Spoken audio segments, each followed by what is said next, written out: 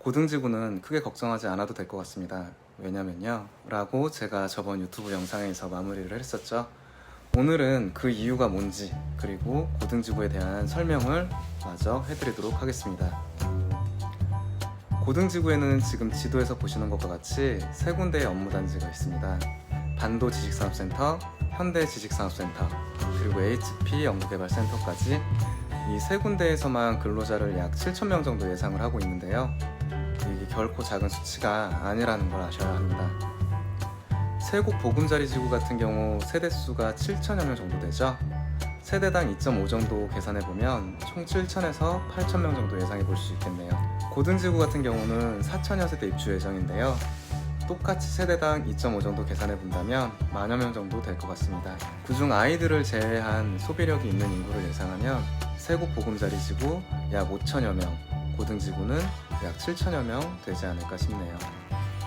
이것만 보면 비슷비슷해 보이죠? 하지만 앞서 말씀드린 업무단지, 이게 바로 세국지도엔 없고 고등지구엔 있다는 사실.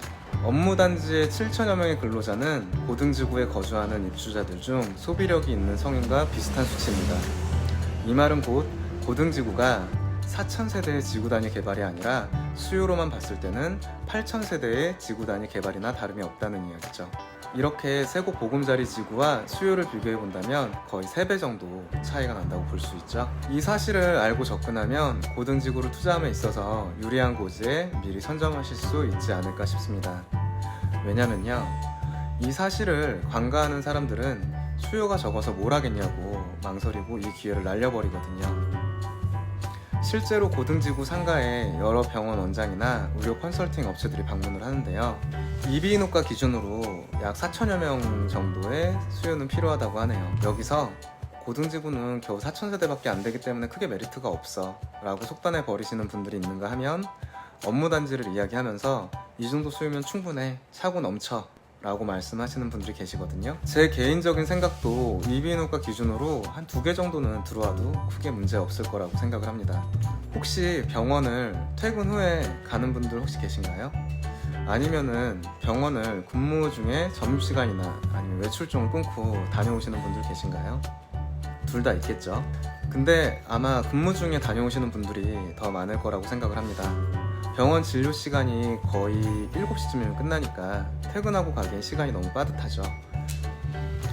그래서 7,000여 명의 근로자의 효과가 그만큼 크다고 이야기를 하는 겁니다. 병원뿐만 아니라 다른 업종도 마찬가지겠고요. 아무튼 그래서 결론은 고등지구는 아파트뿐만 아니라 상가도 상당히 메리트가 있다, 이렇게 정리를 해봤습니다. 여기까지 영상을 보셨다면 그래? 고등지구 상가? 투자할 만한데? 라고 생각이 좀 드시겠죠? 그럼 다음으로 어느 상가에 어떻게 투자를 해야 하지? 이런 고민을 아마 하실 거예요.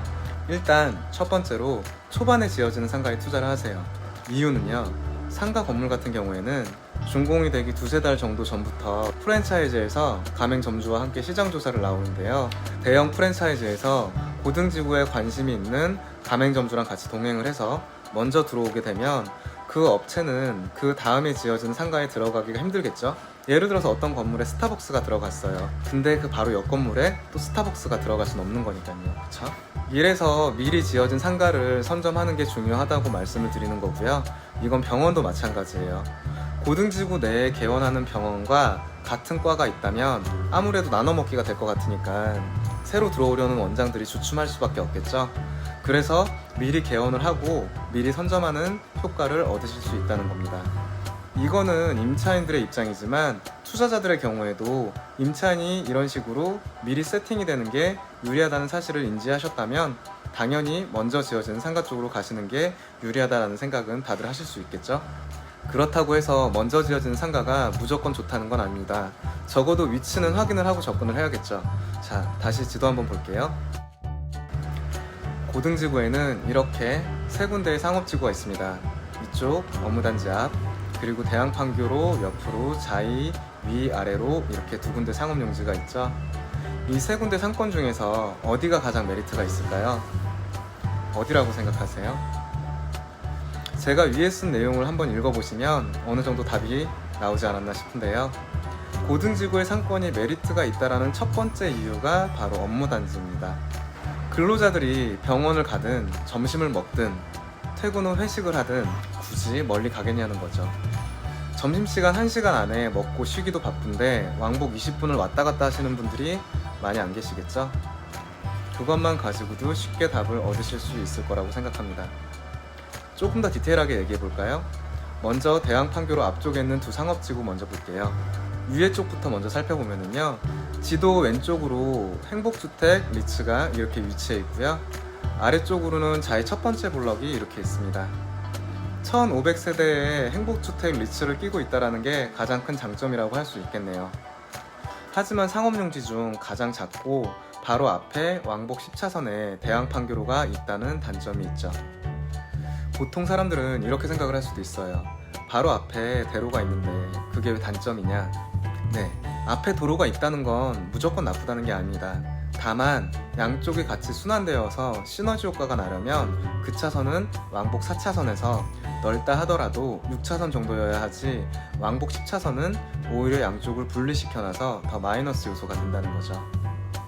간판의 노출 효과는 좋을 수도 있겠으나 빠르게 달리고 그냥 넘어가는 도로이기 때문에 자동차 전시장 같은 그런 업종이 아니라면 오히려 유입에 있어서도 불리할 수밖에 없습니다. 네, 다음으로 아래쪽에 있는 상권도 한번 같이 살펴볼게요. 보시다시피 자이 가장 아래쪽 블럭과 마주보고 있습니다. 직접적인 수요가 안쪽의 상가주택 외에는 자이밖에 없다는 거죠. 남쪽으로, 서쪽으로 아무 수요가 없고 동쪽으로도 앞서 말씀드린 대왕 판교로 대로로 막혀 있습니다. 그나마 일반 상업용지가 이쪽에 있다는 게 긍정적일 수도 있으나 일반 상업용지 또한 고등지구는 고도 제한 8층까지밖에 못 올라가기 때문에 오피스텔이 들어가기도 애매하고 큰 메리트가 있을까 싶습니다. 근린생활시설에도 유흥을 제외한 병원, 학원, 요식업, 피트니스, 기타 등등 웬만한 업종들은 다 들어가니까 글쎄요, 그렇게 일반 상업용지에 큰 메리트가 있을까 싶은 생각이 드네요. 이번엔 다시 업무단지로 둘러싸인 이쪽 상권 한번 볼까요? 뒤로 768세대의 호반 서밋 아파트가 있고 그 위쪽으로 S3 블럭, 그리고 앞서 말씀드린 바와 같이 현대 지식산업센터, 반도 지식산업센터, HP 연구개발센터가 둘러싸고 있습니다. 거주자 수요도 풍부하고 무엇보다 업무단지의 수요를 가장 직접적으로 볼 수 있다는 게 가장 큰 이점이겠죠. 도로의 경우도 왕복 10차선이 아닌 왕복 4차선, 업무단지와 서로 마주보며 상권이 서로 시너지 효과를 낸다는 것도 중요한 부분입니다. 바로 앞에 용인서울고속도로 고등 IC가 있고요.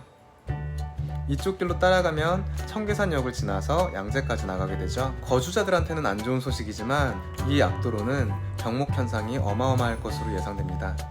상가들 입장에선 오히려 차들이 막히고 머무른다는 게 이점이 또 되기도 하죠. 그리고 광교호수공원처럼 대왕저수지를 새로 조경한다는 소식이 있는데 고등지구 거주자들이 이쪽 길을 지나 대왕저수지까지 산책을 다니게 될 거라는 건 역시 이쪽 상권에 힘을 실어주고 있습니다.